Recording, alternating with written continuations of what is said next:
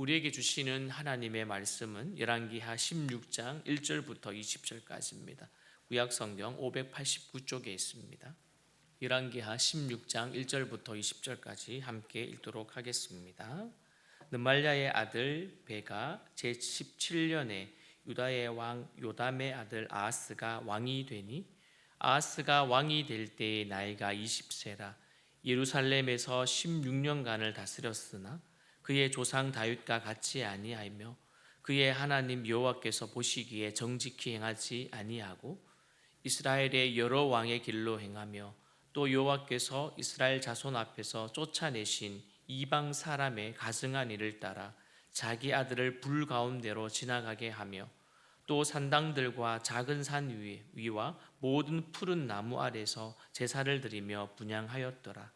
이때에 아람의 왕 르신과 이스라엘의 왕 르말라의 아들 베가가 예루살렘에 올라와서 싸우려 하여 아하스를 에워쌌으나 능히 이기지 못하니라.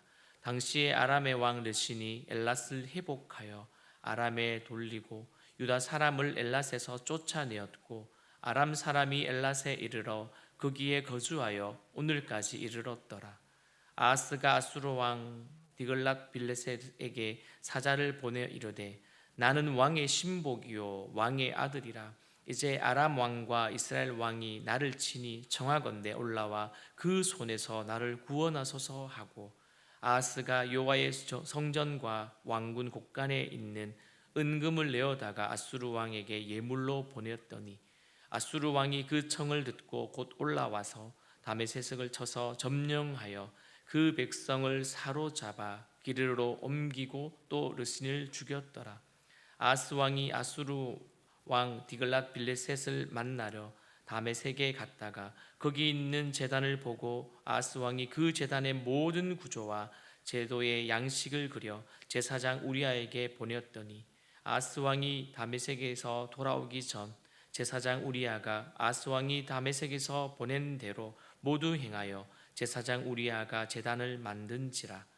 왕이 다메섹에 돌아와 제단을 보고 제단 앞에 나아가 그 위에 제사를 드리되 자기의 번제물과 소제물을 불사르고 또 전제물을 붓고 수은제 짐승의 피를 제단에 뿌리고 또 여호와 앞 곧 성전 앞에 있던 놋 제단을 새 제단과 여호와의 성전 사이에 옮겨다가 그 제단 북쪽에 그것을 두니라. 아하스 왕이 제사장 우리아에게 명령하여 이르되 아침 번제물과 저녁 소제물과 왕의 번제물과 그 소제물과 모든 국민의 번제물과 그 소제물과 전제물을 다 이 큰 제단 위에 불사르고 또 번제물의 피와 다른 제물의 피를 다 그 위에 뿌리라. 오직 놋 제단은 내가 주께 여쭐 일에만 쓰게 하라 하며 제사장 우리아가 아하스 왕의 모든 명령대로 행하였더라.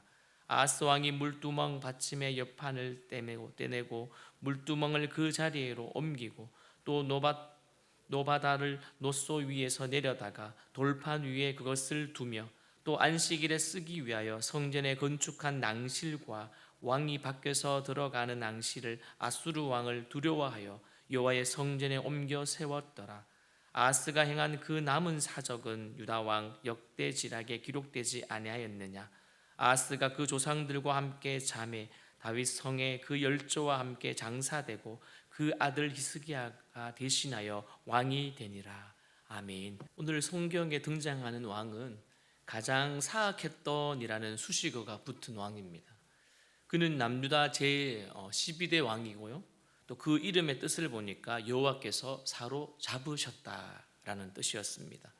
그는 20세에 즉위하여서 16년간을 나라를 통치하였으며 그 평가를 보니까요. 역대하 28장 22절에서도 잘 설명하고 있습니다. 이 아하스 왕이 공고할 때에 더욱 여호와께 범죄하여. 여러분 3절부터는 이제 아하스가 한 일들을 소개하고 있습니다. 그 일은요 대표적으로 가증한 일이었습니다. 여러분 성경에서 가증한 일, 즉 가증한 것은 주로 우상 숭배를 가리키고 있습니다. 모세 율법에서 보니까요 하나님은 이스라엘에게 우상은 물론 그것에 입힌 은금도 탐내지 말라라고 명령을 하였고요. 또한 우상은 여호와께서 가증히 여기시기에 집안에 드릴 경우에는요 진멸을 당할 것이라고 경고를 하였습니다. 신명기 7장에 보니 분명히 기록되어 있더라고요. 그런데 아하스가 이방의 사람들의 그 가증한 관습을 따라 오늘 보니까요 자기 아들을 불 가운데로 지나가게 합니다. 생각해 보십시오. 불 가운데 자녀가 지나갑니다. 또한요 유다에 있는 산당과 작은 산 위에, 그리고 오늘 보니 푸른 나무 아래에서 제사를 드리고 그곳에서 분향도 하였습니다. 이 행위는 엄연히 우상 숭배입니다. 이처럼 그는 공개적으로 조상들의 하나님을 맞서가지고 악을 행하면서 반역의 길을 걸어갔습니다.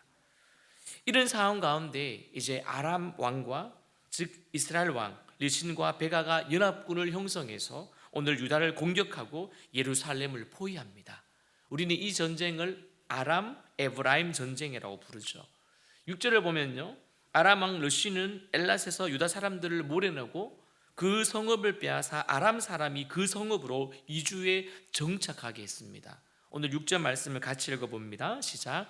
당시에 아람의 왕 르신이 엘랏을 회복하여 아람에 돌리고 유다 사람을 엘랏에서 쫓아내었고 아람 사람이 엘랏에 이르러 거기에 거주하여 오늘까지 이르렀더라. 여러분 이 전쟁을 일어나는 그 배경을 조금 살펴보겠습니다. 여러분 아하스의 악한 행위들이 이미 유다를 약화시켰기 때문에 유다 백성들은 어떤 적들이 공격해와도 맞설 수 있는 힘이 없었습니다. 국제 정서를 보아서도 그 당시에 여러분 아수르가 가장 강대국으로 부상하고 있었지요. 여러분 그 아수르 앞에 이제는 그 지중해 연안에 있는 그 국가들은요 아수르를 대항해서 반아수르 전선을 형성하고 여러분 이제는 조공을 바치기를 거부하였습니다. 이런 와중에 유다왕 그 아하스가 이사야의 권고를 듣고 친아수르 정책을 취합니다. 본인 스스로가 한 것이 아니라 그 당시에 선지자는 이사야였거든요. 이사야 선지자가 와서 이야기를 하였습니다.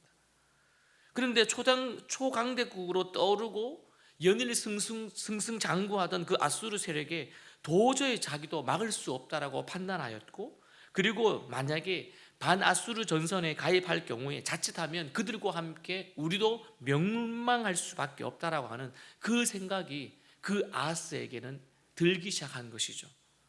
그러나 놀라운 것은요 이스라엘의 그 시각에서 보면 오늘 이제까지 이스라엘의 그 영향 아래 있었던 유다가 그 영향력에서 벗어나서 정반대의 그 노선에 취하기 때문에 그들은 어떻게 해야 되겠습니까?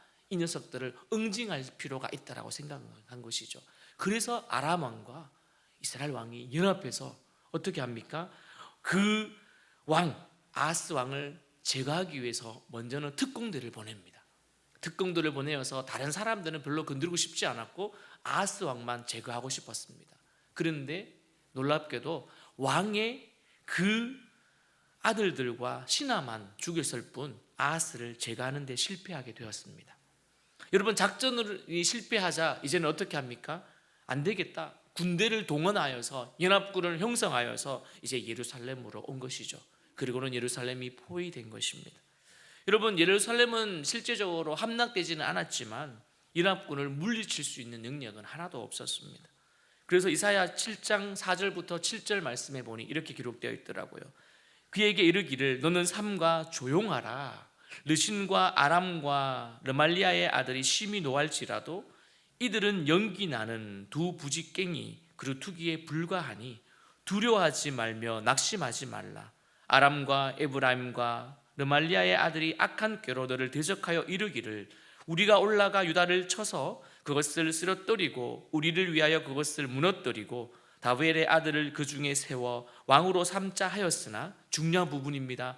주 여호와의 말씀이 그 일은 서지 못하며 이루어지지 못하리라. 아멘. 여러분 이사야의 권고가 이래야 했습니다. 두려워하지 말라 했습니다. 그런데요 아하스는 두려워했습니다. 여러분 생각해 보십시오. 전쟁을 할 때마다 아수르가 이기고 점점 커져가는데 그런 강대국이 우리에게 쳐들어온다 하니 여러분 두렵지 않겠습니까? 그러나 이사야는 그렇게 말하지 않았습니다. 어떻게 해요? 두려워하지 말고 낙심하지 말라. 주 여호와의 말씀이 그 일은 서지 못하며 이루어지지 못하리라. 할렐루야. 모든 어려움이 내 눈앞에 와 있다 할지라도 하나님이 허락하지 아니하시면 일어나지 않습니다. 그렇지 않습니까? 당장 오늘 내가 죽는다 할지라도 여러분, 하나님이 그 생명을 붙잡고 계십니다. 전쟁은 누구에게 속한 것이라고요? 여호와께 속한 것입니다.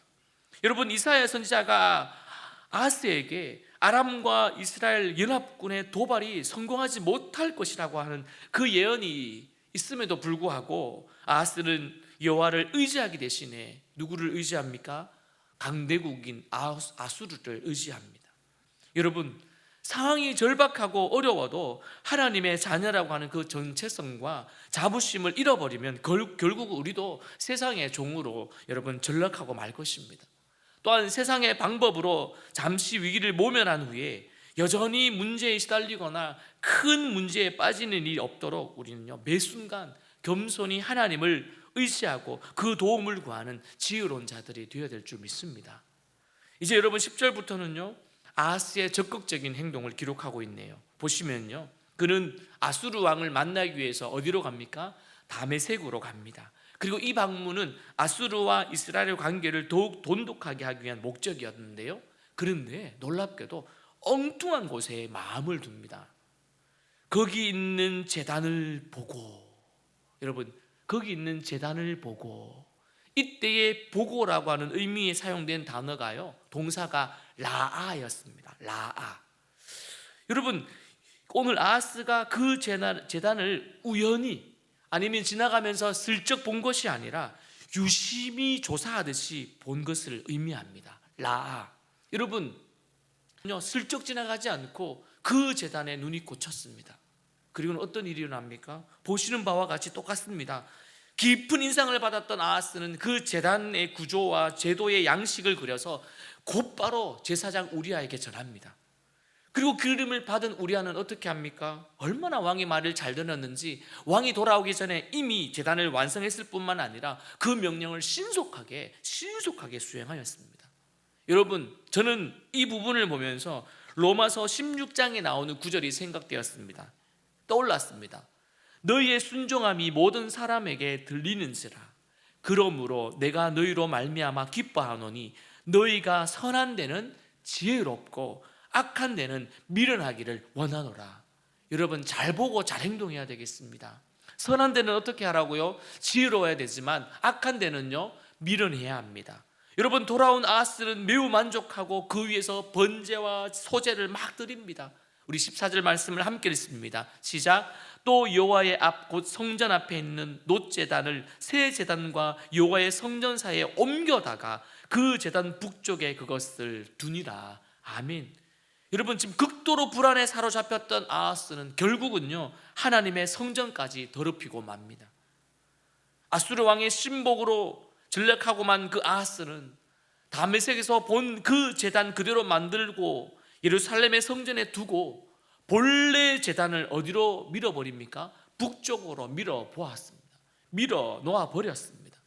여러분, 분명히 이사야는요 북쪽 이스라엘과 아람을 두려워하는 그 아하스 왕과 백성의 마음이 여러분 숲이 바람에 흔들림과 같이 흔들렸다라고 기록하고 있습니다.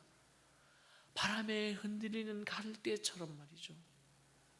사실 여러분 두려워할 필요가 없는데 말입니다.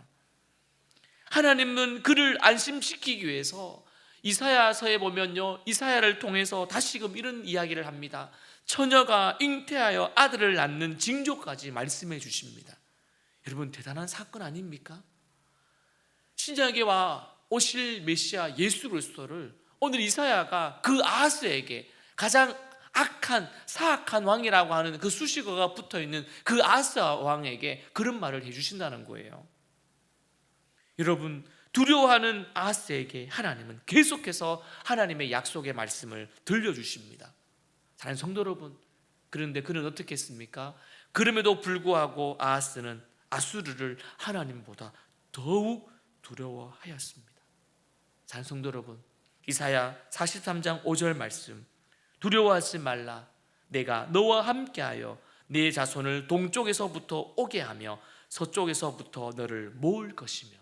또한 마태복음 10장 28절에 보니 몸은 죽여도 영혼은 능히 죽이지 못하는 자들을 두려워하지 말고 오직 몸과 영혼을 능히 지옥에 멸할 수 있는 이를 두려워하라. 할렐루야. 두려워할 분을 두려워해야죠. 어떤 상황 속에서도 우리는요, 주님을 찬양하며 하나님이 나의 상급 도움이시니 변치 않는 마음으로 우리는 끝까지 하나님을 경외하며 사랑해야 될 것입니다. 자, 성도 여러분, 하나님께 받아 합당한 예배를 사람들의 만족을 위하여 여러분 변질하지 않도록 여러분 신경 써야 되고 경계해야 될 것입니다.